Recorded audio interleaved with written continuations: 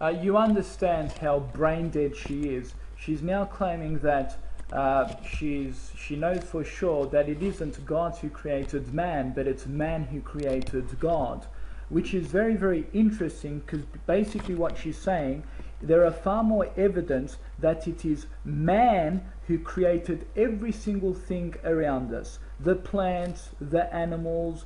Interesting, because Ayaan Hirsi Ali does not even have control over her own urine sac, let alone have control over the heavens and the earth, and have control in her own creation. Give her maybe 5 glasses of water and she can't even control her piss sac. And she's here saying, oh, there is far more evidence to prove that it is man that created everything else around us, which is completely nonsense and illogical and irrational indeed. So you understand how she's left the God belief into this irrational, magical, mythical belief system of thinking that all this around us has been created by man and not by God. So it is man that created God himself. Listen to the arrogance of this evil individual that's been misled by Satan himself, and misled by her own actions because of the impurity and the inconsistency of her sincerity about truth. Yes, she's been brain dead because she believes that her uncle and her great-great-grandfather was a piece of octopus that lived in the bottom of the sea. So you see who the brain dead is. No, Ayaan, you are the brain dead, and we have been enlightened, not brain dead and brainwashed like you.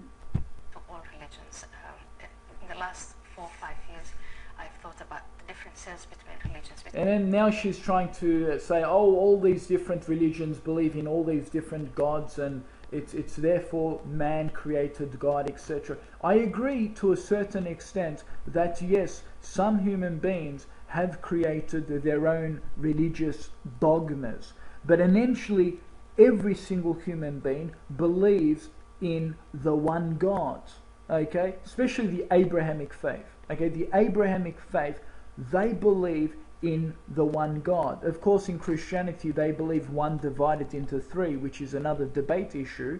However, initially, it's the one God, okay? Now, yes, certain people have deviated from that methodology and adopted other gods and other ideas, but that isn't to blame that the initial message from the beginning was one God. So you can't discredit that and say, oh, because human beings have invented some ideologies and religions and beliefs, therefore it means that this is the way it is, therefore religion is man-made and senseless, and it doesn't apply to us since we don't believe man-made ideologies, etc. A bit like the democratic system.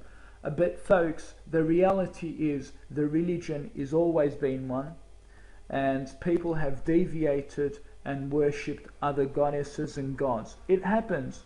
I mean, you see that human beings, they adopt democracy and then he might become a capitalist.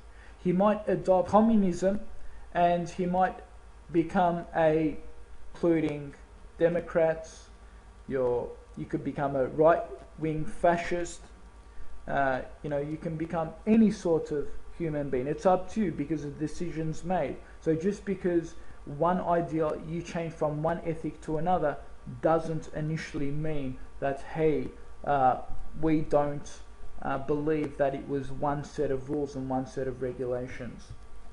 To the concept of God and a God of submission, demands submission. So, for instance, in Islam, is a God I reject, not just because I'm an atheist, but also for other people. Just the idea that... Listen to it. A God that expects submission is a God that I reject. Use again, Ayaan, subordinate yourselves to the laws and the legislations of this land, and you have no problem with that. But when it comes to God, again, like I said in my first segment, you just accept it. You don't accept it, sorry, when it comes to God. You just want to throw it out and say, oh, it's an oppressive God. It demands laws and regulations upon me.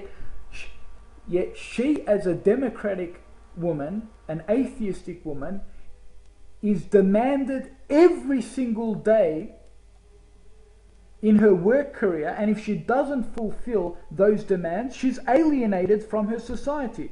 If she doesn't dress like the West, if she doesn't go to work and fit that sort of work criteria, her job demands her things to do. You need to fit a whole criteria, and if you don't, then you will lose your job, right? This government demands regulations and laws upon you. Again, why the double standards? Why the hypocrisy?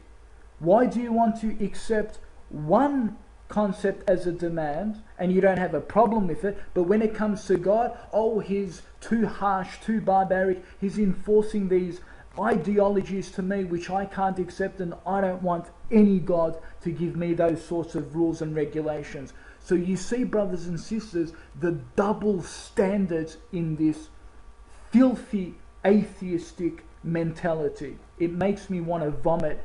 The hypocrisy is beyond imagination. You persuade people to submit their will, and the concept.